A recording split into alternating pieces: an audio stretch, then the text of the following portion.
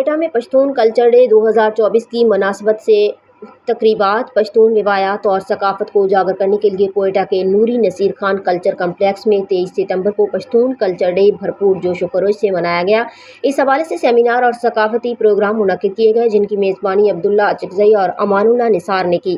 موقع کی مناسبت سے روایتی ملبوسات، زیورات اور کھانوں کے اسٹال بھی لگائے گئے۔ اس ایونٹ میں 2000 سے زائد طلباء اور عوام نے شرکت کی اور مختلف سیمینارز اور ثقافتی پروگراموں سے خوب لطف اندوز ہوئے۔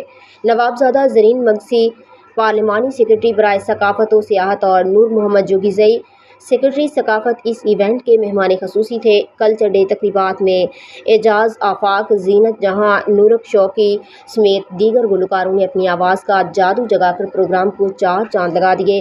مزاحیہ اداکار حبیب پانیزئی اور ان کی ٹیم سمیت روزی خان نے اپنی اداکاری سے عوام کے چہروں پر خوشی کے رنگ بکھیرے۔ پشتون کلچر ڈے کی منفرد ثقافت، روایات اور تہذیب و تمدن علاقے میں بسنے والے لوگوں کی پہچان ہے۔